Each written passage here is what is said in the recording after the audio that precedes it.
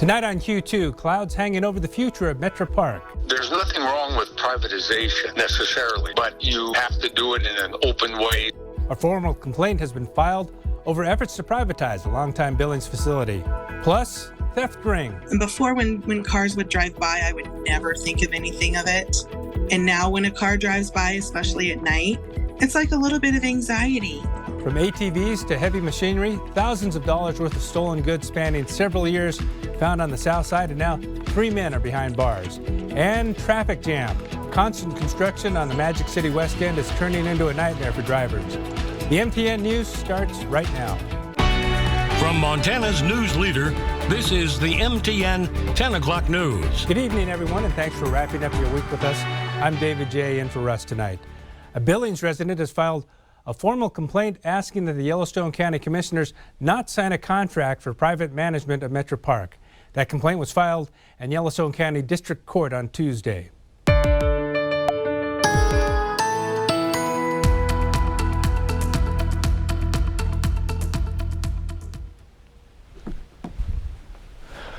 Pretty mild day today, folks, with the exception of some gusty winds. I'm meteorologist Matthew Hidalgo filling in for Ed McIntosh tonight. Taking a look at some headlines, we are going to see those winds calm down tonight, but as we head into tomorrow, we're going to see some clouds to start, but as we head through the middle part of the day, we are going to see those winds pick up.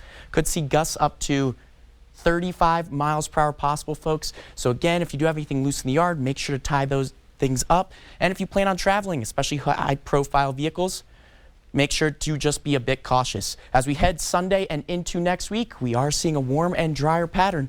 Folks, stick around. I'll have the full forecast details coming up for you in just a bit. A big discovery on the Billings South Side landed 2 men in Yellowstone County District Court this morning. 41-year-old James Kendall Wiles and 36-year-old Justin William Michael are both accused of involvement in a large theft ring where tens of thousands of dollars in goods were stolen.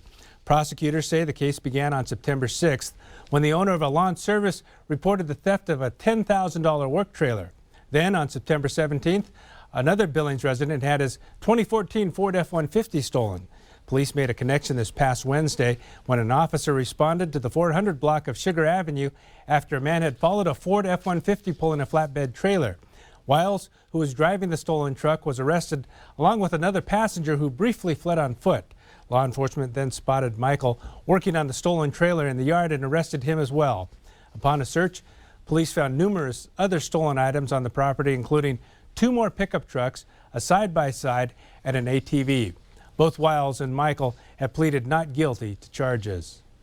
Q2's Kelsey Marison was on scene and spoke with 2 of the victims and has a closer look at the theft ring that stretches back several years. Being outside is what our family does. And he took one of those things that our family does. Theft is personal, and Shanna Swigert of East Helena is still feeling the sting. She says her family was packing up the car for a camping trip when they realized their side-by-side and trailer were no longer in the driveway. I feel like it was an invasion of my home and my property that I worked so hard for, just for someone to come in and say, it's mine, I'm taking it. Swigert got online and posted about what happened, and within minutes got a response. And not just a response, but video of someone riding around in her ATV, not just here, but in 4 different counties. And there was a guy over in Martinsdale that contacted me and said, I have video of your side-by-side driving down the road. The guy who stole it stole gas from me. You know, our side-by-side's very recognizable. The guy we got it from did a custom paint job on the door. Fast forward to Wednesday, when Swigert got a call from the sheriff's office that the side-by-side had been found behind this property in Billings on Sugar Avenue. And so were dozens of other stolen items. I thought I had trust issues before.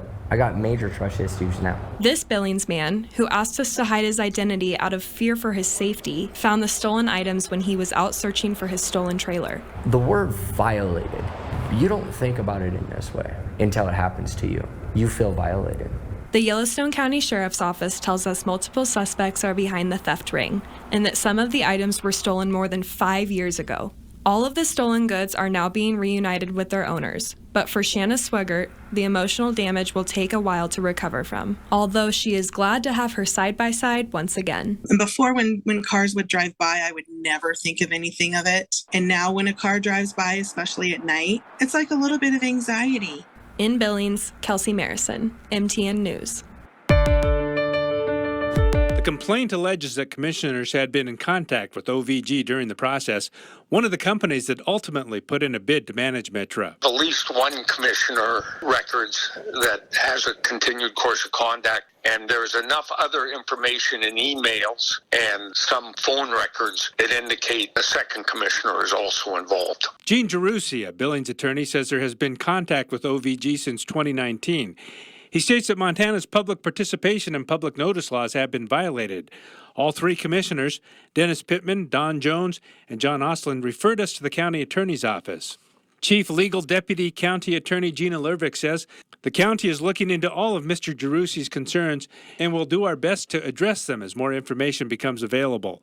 The county did receive one other bid from ASM Global, but Gerussi alleges there was contact between commissioners and OVG for the request for proposals and before the booking agreement the county has with OVG in a separate contract. I think this continuing course of contact is what ultimately led OVG to be the only one that submitted the bid for the booking agreement that was signed a year ago. Gerussi's filing states that Commissioners Pittman and Jones had contact during the request for qualifications and says this contact may have favored OVG. The county never has intended to look at all options.